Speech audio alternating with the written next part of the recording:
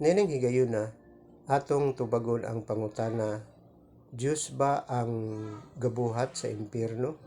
Diyos ba ang gamugna sa impyerno? Ang impyerno mao ang usa ka lugar diin ang mga anghel ug ang mga tawo nga misalikway sa Dios pagaantuson, magantos.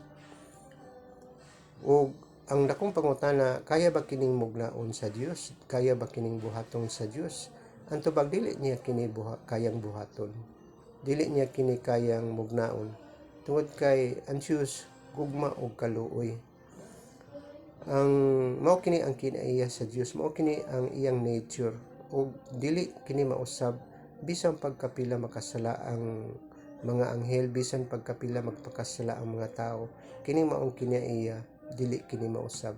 Tungod kay mao kini siya, mao kini ang iyang nature, mao kini ang iyang kinaiyahan.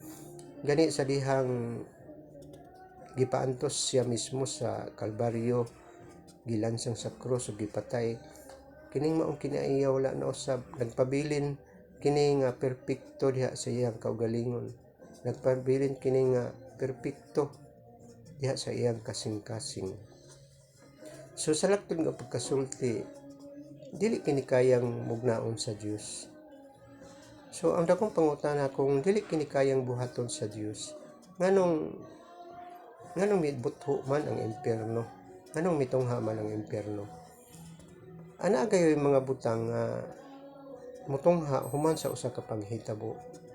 Halimbawa, ang lugar nga dili masidlakan og adlaw sa taas nga panahon, mubutho ang ice o baluton sa ice ang palibot. O laing halimbawa, ang climate change. Ang climate change, nganong mibutho ang climate change? Tungod kini sa pag-abuso sa tao sa iyang kinaiyahan.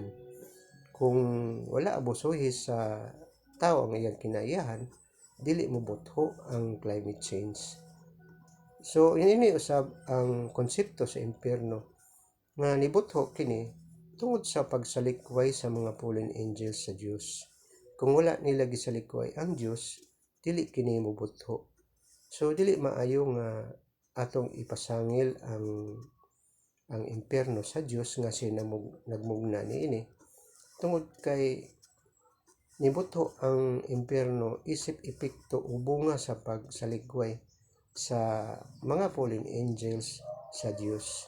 So yun ini usab ang konsepto sa climate change nga dili maayo nga ipasangil nato sa Dios ang climate change, tungod kay ang climate change bunga sa pag-abuso sa mga tao sa iyang kinaiyahan.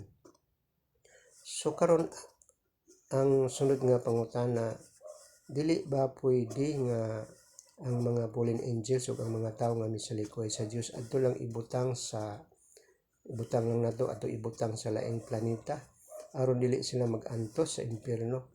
Ang tubag, dili pwede, tungod kay sa pagbutho unya sa bagong langit ug bagong yuta, sa pagtungha unya sa bagong langit ug bagong yuta, ang tanang butang, ang tanang lugar okyupahon sa himaya ug sa kahayag sa atong mahal nga Ginoong Hesukristo.